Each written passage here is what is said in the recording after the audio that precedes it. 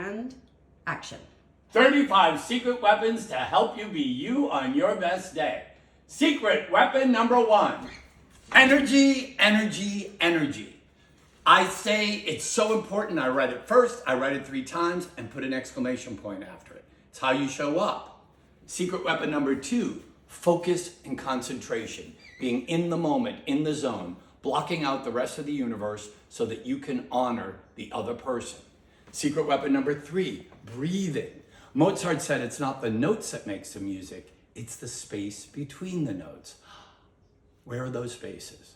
4, eye contact. And eye contact simply emblematic of all the micro messages, the things we do that aren't content, that help another person receive the message. Secret weapons 5, 6, and 7. Truth, specificity, and positive thinking. It's how you give feedback to people. First letter of truth is T. First letter of specificity is S. First letter of positivity is P. TSP with a period after it, and a simple recipe is teaspoon.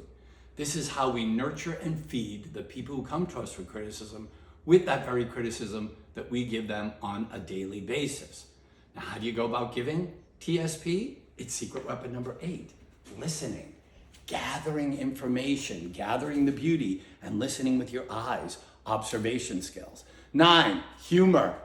Life is way too serious right now. Lighten it up. How can you find the funny and use it? 10, 11, 12. Diet, exercise, and looking good. How you show up is very important physically. What is the presentation you make for showtime?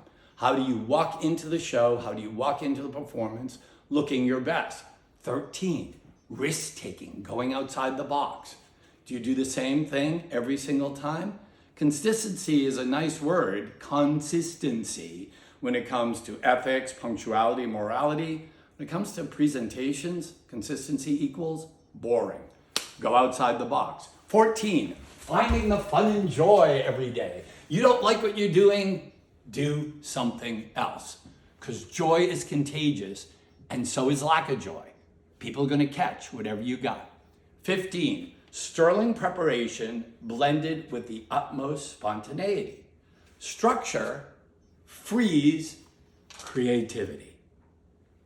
Structure liberates you to be more creative. Now, part of that structure is secret weapons 16, 17, and 18. Play a strong objective. Decide what you want from the other human being. What's your desired result? That's 16. 17, what are the tactics you use to get what you want? And tactics can be verbal, they can be physical. We say you have to have at least 3 tactics to play a strong objective. 18, obstacle. Oop! What prevents you from getting what you want? Ascertain what those obstacles are, then defy them, get through them, choose new tactics so that you can win your objective. Secret weapon number 19, body language. How do you use your body, the nonverbal communication, to express your ideas? I always say a deaf audience should be able to enjoy your presentation. What does that have to do with? You're nonverbal. Secret weapon number 20, how you talk. Not what you say, how you talk. Avoid filler words, volume, pitch, speed. All those things are impacting the other person. I always say a non-English speaking audience should be able to understand what you're saying. But what does that have to do with? How you talk. Blah, blah, blah, blah, blah, blah, blah, blah, blah, blah. What are you saying? Blah, blah, blah, blah, blah. Blah, blah, blah, blah, blah, blah. Blah, blah, blah. That's how you talk. 21 is punctuate. I'm finding that people end a lot of sentences with so. This is my presentation, so. What? Punctuate. 22, ask questions. I feel a lot of leaders that were great at declarative sentences, this is the way things are done. Imperative sentences, get rid of that right now. Wash your hands for 20 seconds. Don't stand there. We've got to get better with questions.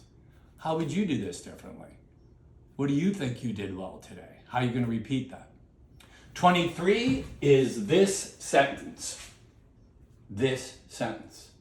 Not what I just did a moment ago. Let that go. And not what I'm going to do next. I live right here in this sentence. 24 is multitask, but don't let anyone know. Yeah, we all multitask. That idea that you shouldn't multitask, come on, I'm multitasking right now. I'm being aware of the clock, and I'm being aware of where the camera is as I deliver the message. The idea is don't broadcast that. Don't answer the phone when I have an appointment in your office. Don't look at the caller ID. But if you're making dinner and the phone rings and the baby's in the bouncy seat, you're multitasking, but you're not broadcasting it. 25, use names. My name is Michael. What's yours? Call people by name. Recognize them as distinct individuals in God's universe. That's a way of connecting. 26, strong endings. You have to stick the landing like Simone Biles. It's not where you start, it's where you finish. What's your hot ending? 27, self-improve. The minute you think you've got it all together and you don't have any more improvements to do, die. What's the point? Keep learning for how can I get better? What am I going to do better? 28, take notes. See this thing? It's like a hotel. And right now there's no vacancy. So I put something in, what do I got to do? Take something out. And I'm afraid it's things I need, like my phone number, Peggy's name. So I write things down, which helps me then with secret weapon number 29. 29 is, it's like getting 3 oranges on the slot machine. So if I call you by your name and I remember what you said and I use it as part of my presentation or conversation, I'm honoring you by saying, I am paying attention to you. I recognize you as an individual in this room. 30, bookend your day with something for you, not something for the workplace. Don't fall asleep with your script on your chest. Don't wake up and do emails. Sing a song, dance, play words with friends, do your Wordle, walk your dog, do something for you. 31, a definition of yourself outside the workplace. I love America. One of my least favorite things about Americans is you meet an American on a plane, you say, tell me about yourself. Do you know what they usually tell you? What their job is. Who are you? You are dog walker, Wordle doer, dancer. Honor that, live that. 32 is status. I'm being very high status right now. Now I'm being very low status. What's better for a leader to be? High status, big shot, I know it all, or low status, I'm nobody, I'm abject. Trick question, gotta have both. If you're generally a high status person, blah, blah, blah, you need to kick into low status. If you're generally a low status person, you need to kick into high status. 33, head, heart, and groin. The 3 communication zones, data-based, emotion-based, direct. Don't mess with me. Which is better to have? Head, heart, or groin? Another trick question, all 3. How do you bring all 3 into the picture? 34, stakes. It's a theater word. If I think 2 actors aren't putting their whole heart and soul into it and they're casually doing the scene, I say, heighten your stakes. What does that mean? Make it so important to you that this is life or death, whether I do this and do it well. It's called heightening the stakes. And number 35, people should be better off as a result of having spent time with you. It's my super objective. It's why God put me on the earth. What if it's a little bit of yours? That every single interaction you had, that the other human being was better because they met you today.